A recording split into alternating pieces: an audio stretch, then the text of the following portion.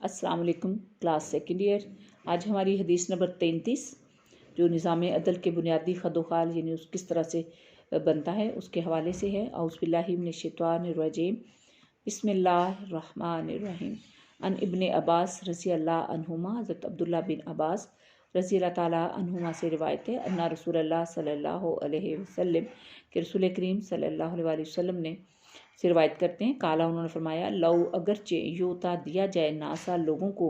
भी दवा आहम जो उनका दावा है या जो वो मांगते हैं, ला अद्दा तो ज़रूर दावा करेंगे रिजालुन आदमी, अमवालु माल का, कौमिन एक कौम के, व दिमा अहम और उनके खून का। अगर लोगों को दावे के मुताबिक दे दिया जाए कि जो को मुतालबा करे कि ये चीज़ मेरी है, तो फिर वो लोग जो हैं वो दूसरों के माल और खून का दावा करेंगे। वाला किन्ना लेकिन बैनातु गवाही जो है अलल मुद्दई उस पर है जो दावा करता है,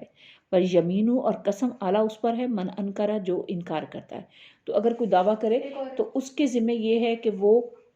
गवाही लाए, और जो इनकार कर रहा है उसके ज़िम्मे होगा कि वो कसम खाए। ये एक हदीस जो है, और बास जगह पे ये उसमें इमाम बहकी ने इसको रवायत किया है, और इसका कुछ हिस्सा बुखारी और मुस्लिम में भी है।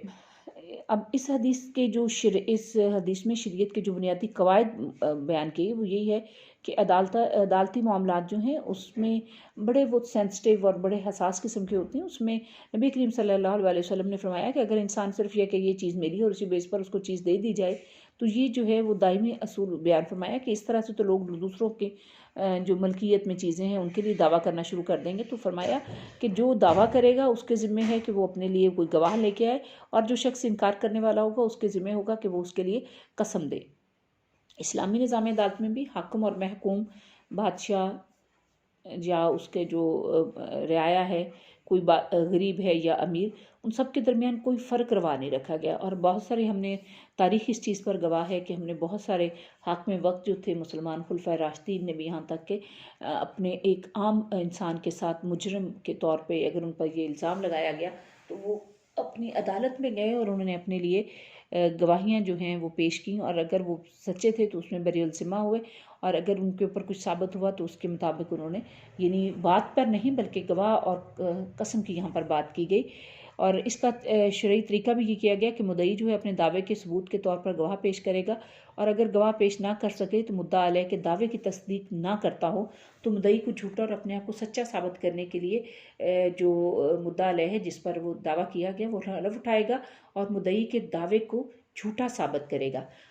तमाम उलमा जो पहले गुजर चुके हैं उन्होंने भी, वो भी इसी चीज़ के कायल थे, और इस हदीस में भी ये बात खुलकर सामने आती कि किसी चीज़ पर किसी इंसान के महज दावे की बिना पर उसको मलकियत तस्वर नहीं होती, बल्कि जो दावा करता है उसके लिए ज़रूरी होता है कि वो अपना सबूत जो है वो मुहैया करे। बज़ाहिर वो खा कितना ही सच्चा, दयानतदार, मुत्तकी या परहेज़गार हो, लोग उसके लिए दे, लेकिन सिर्फ उसके कहने पर ऐसा नहीं हो सकता, बल्कि उसके लिए ज़रूरी हो जाता है कि वो अपने लिए गवाह पेश करे। इसी तरह से मुद्दा अलैह जिसके ऊपर ये बात डाली जाती है या जिसके ज़िम्मे होती है, तो उसको चाहे वो भी सच्चा हो, लेकिन उसके लिए भी ज़रूरी होता है कि वो अगर तो सच्चा है तो फिर अपने लिए उसके लिए कसम जो है वो खाएगा। हज़रत अली का भी एक वाक़या बयान किया जाता है कि एक दफ़ा हज़रत अली की वो जो ज़रा चोरी हो गई, वो एक यहूदी के यहाँ मिली, तो हज़रत अली ने यहूदी के ख़िलाफ़ काजी जो थे उनकी अदालत में दावा दायर कर दिया। काजी ने हज़रत अली से ज़रा की मलकियत का सबूत मांगा, तो हज़रत अली ने अपने बेटे हसन रज़ी अल्लाह ताला अन्हु और वो अपने गुलाम थे उनको बतौर गवाह पेश किया। काजी ने कहा कि बेटे की गवाही बाप के हक़ में और गुलाम की गवाही आका के हक़ में कबूल नहीं होती, आप इसके अलावा कोई और सबूत पेश करें। तो हज़रत अली को दूसरा सबूत पेश न कर सके, चुनांचे हज़रत काजी ने जो हज़रत अली के ख़िलाफ़ फ़ैसला करते हुए उस यहूदी के हक़ में फ़ैसला दे दिया, और ज़रा उसकी हो गई। इसलिए नबी करीम सल्लल्लाहु अलैहि वसल्लम ने हदीस में फरमाया कि अगर लोगों के दावे की बुनियाद पर बिला सबूत उनके हक़ में फ़ैसला सादर कर दिया जाए तो लोग बिला वजह दूसरों के माल, खून और उनके अलावा उनकी जो दीगर जायदाद है उसके लिए दावा करने लगेंगे, और इस तरीके से क्या होगा कि माशरती निज़ाम जो है वो तबाह बर्बाद हो जाएगा, लोगों का अमन और सुकून जो है वो कायम नहीं रहेगा। और इसी वजह से लोगों के दरमियान जो वो मुद्दई चूँकि उसके ज़िम्मे है कि वो अपना गवाह लेके आए, या जो मुद्दा अलैह है उसके ज़िम्मे है कि वो हल्फ पेश करे, और अगर ऐसा ना हो तो फिर वो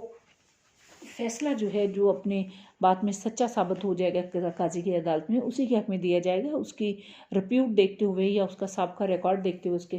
हक़ में फ़ैसला नहीं दिया जा सकता। और यही इस्लाम का निज़ाम अदालत जो है इसी की मिसालें जो हैं वो बाकी माशरों में दी जाती हैं और बहुत ज़्यादा अदल पर मबनी है, क्योंकि अल्लाह ताला ने फरमाया ना, ए बिलु हुवा अक़रबु लित्तक़वा, कि तुम अदल करो, बेशक ये तकवा के ज़्यादा करीब है। अल्लाह ताला सबको इस चीज़ की तौफ़ीक दे।